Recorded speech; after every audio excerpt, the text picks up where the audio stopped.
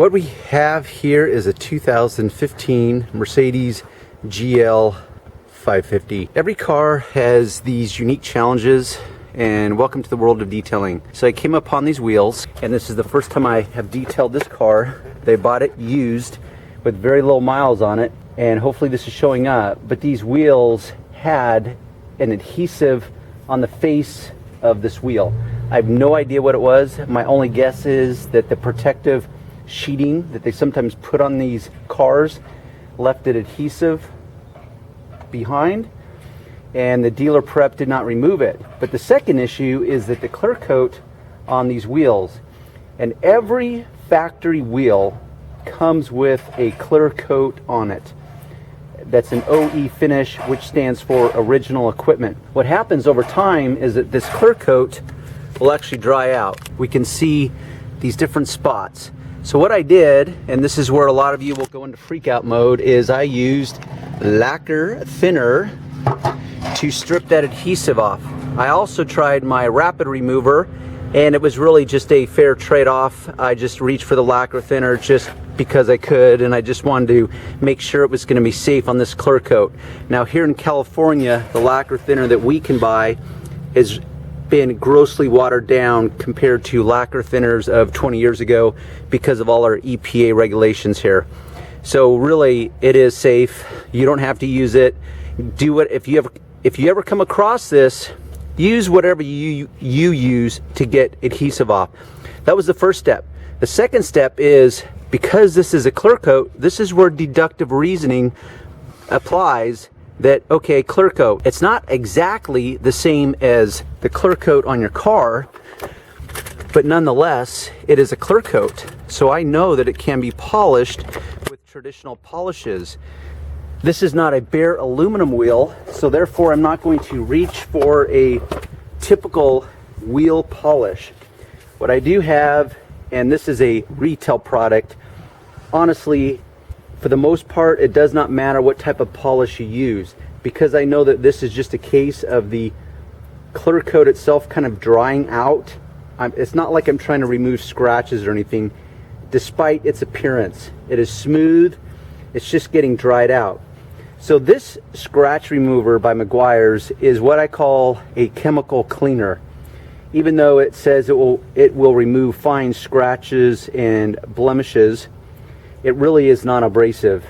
If it does have any abrasives in it, it is so minimal that it's really just a trivial moment. So you can pick whatever polish you want.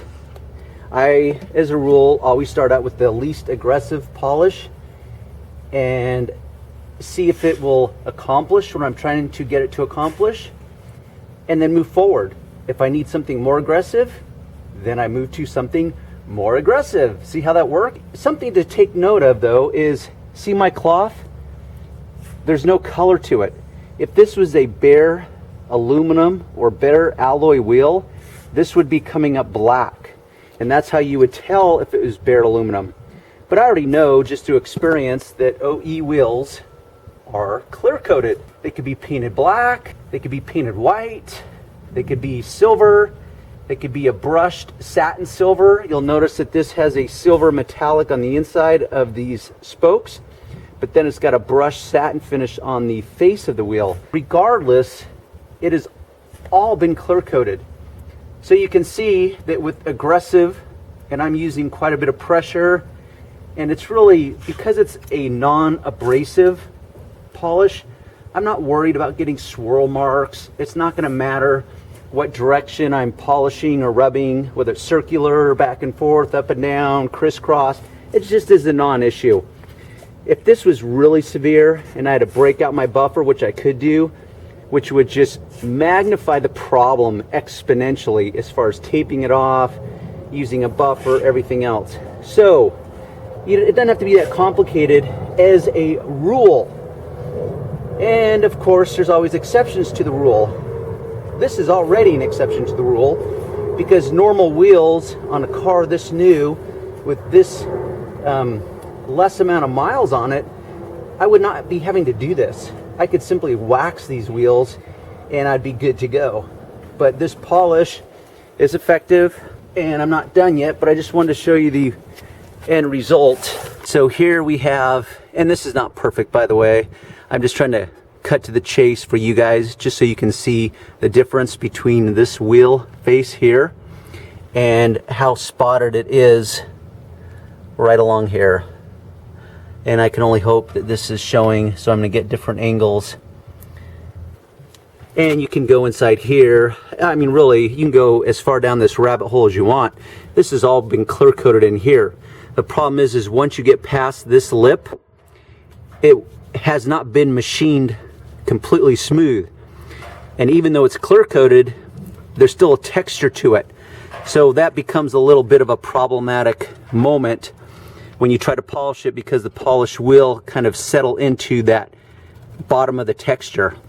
I'll show you the finished wheel, which is over here on the other side, and this wheel was one of the worst of the bunch, but you can see that now we have virtually perfection. I can still nitpick my own work to death, just as any customer can, but honestly, I've yet to have a customer get up 3 inches from my work and examine it.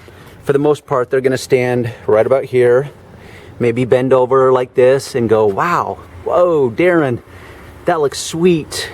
I was worried about that. In fact, my customer, I mentioned to her, because I wanted to verify that she was not waiting for me to be done before she had an appointment of some kind, and this was gonna end up taking me longer. So I just went up and verified that, hey, Mrs. Customer, this is taking longer than I thought. This is the problem with your wheels. And she announces to me then that, oh yeah, Darren, you know what, I meant to say something about it. I have no idea what that problem was. I was going to ask if you could do something about it. Well, that's what happens. People forget. And you'll come across this, and that's what sucks about detailing, is that, hey, if you didn't bid for that extra job, that's where you have to have kind of an inconvenient conversation with your customer and say, hey, this is extra work. I can do it. This is what it will cost. It's above and beyond the normal or traditional detail services, or at least what I quoted you. That's how I handle it, which usually is not a problem.